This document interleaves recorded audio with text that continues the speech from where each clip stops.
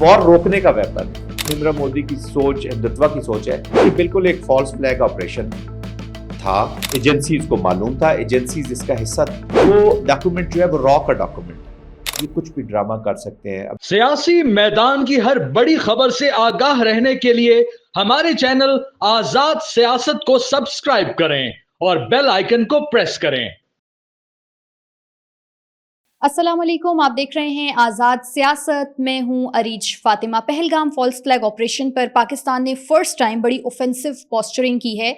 Moscow में जो पाकिस्तान के एनवॉय हैं उन्होंने एक हार्ड स्टेटमेंट दी है और इसका क्या इम्पैक्ट पड़ेगा और जो डिप्लोमेटिक पोस्चरिंग है इस मामले के ऊपर वो किस हद तक दुरुस्त है और अब इससे चीज़ें क्या रुख तब्दील होगा चीज़ों का, इन तमाम तरबीज पे हम आज की पॉडकास्ट में बात करेंगे। इंसाइटफुल कन्वर्सेशन के लिए स्टूडियोज़ में मुझे ज्वाइन किया है defence analyst major general Zahid साहब ने। बहुत शुक्रिया जाहिद साहब ज्वाइन करने का।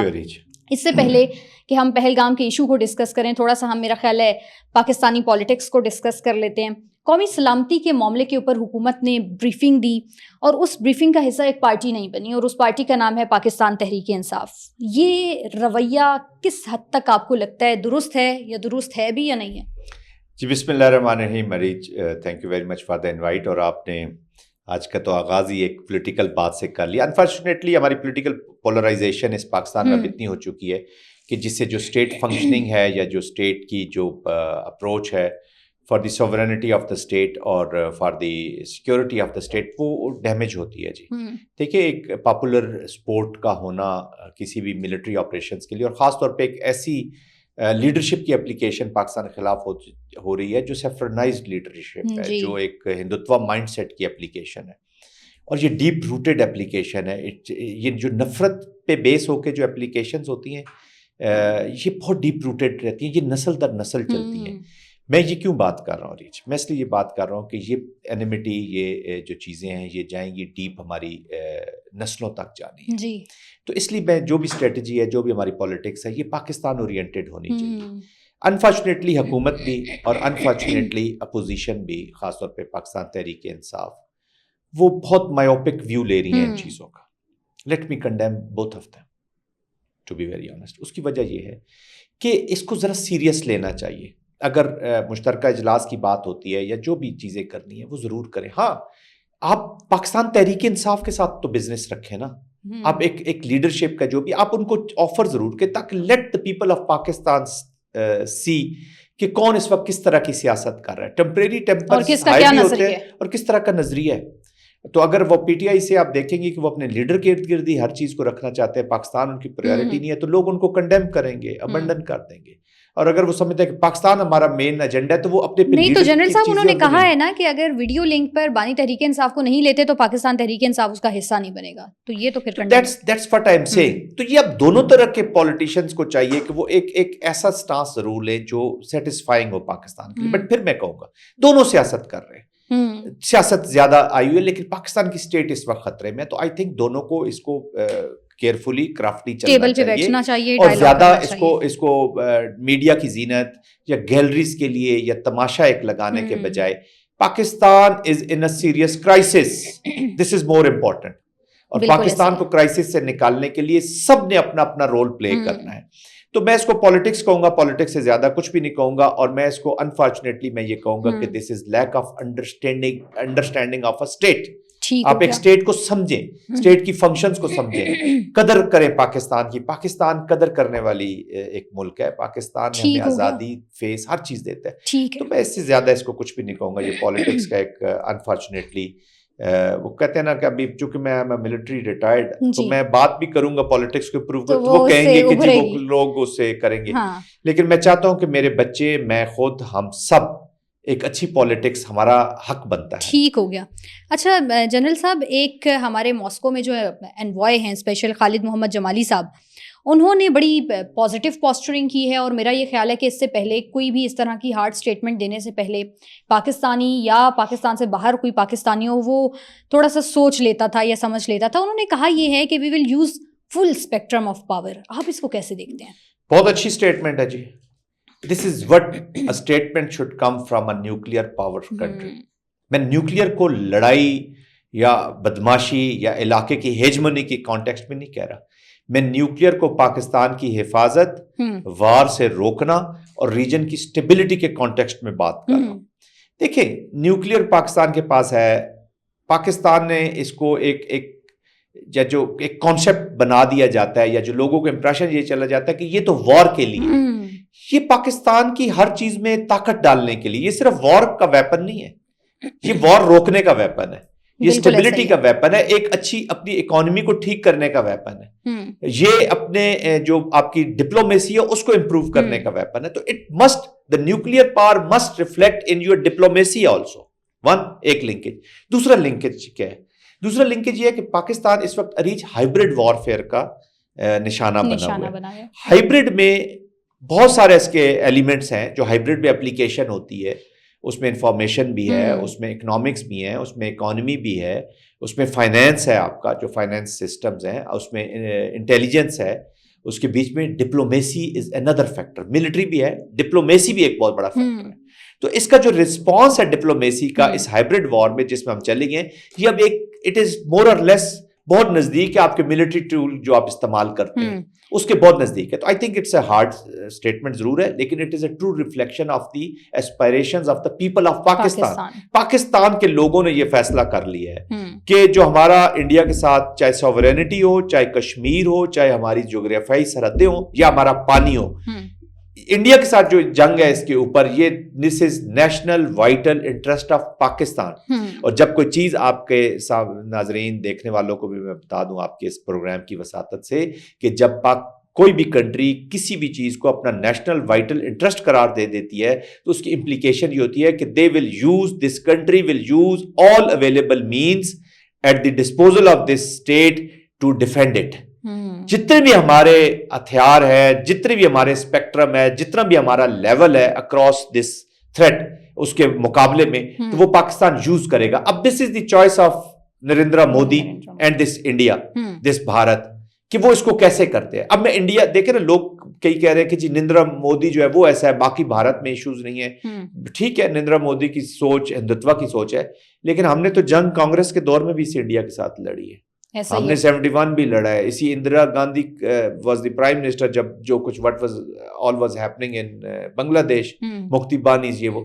تو ایک سوچ یہ ذرا زیادہ ایکسٹریمسٹ سوچ ہے.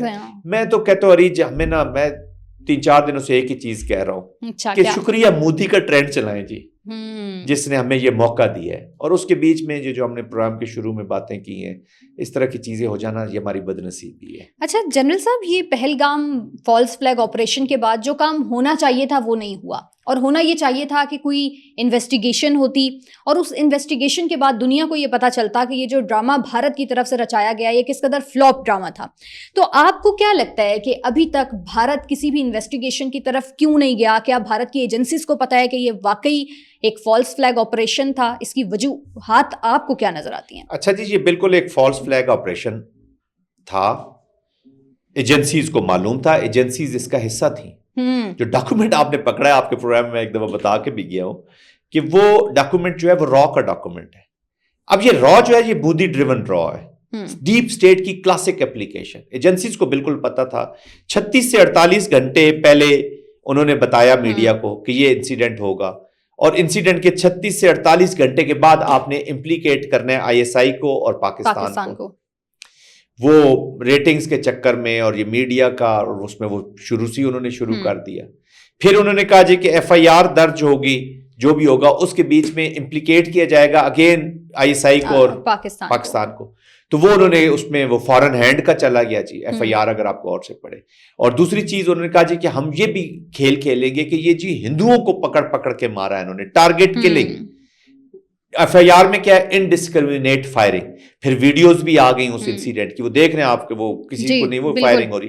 تو ان کا تو سارا ڈرامہ ہی فلاپ ہو گیا.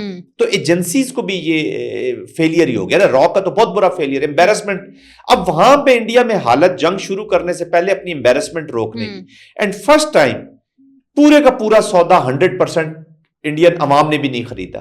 اب وہ بھی تنگ آ، سکھ بول رہے ہیں، دلتس بول رہے ہیں، کانگریس بول رہی ہے، سماجوادی پارٹی بول رہی ہے، ایک آدمی پارٹی بول رہی ہے، اپوزیشن کی پارٹیز بول رہی ہے، اور کشمیری تو چیخ رہے ہیں.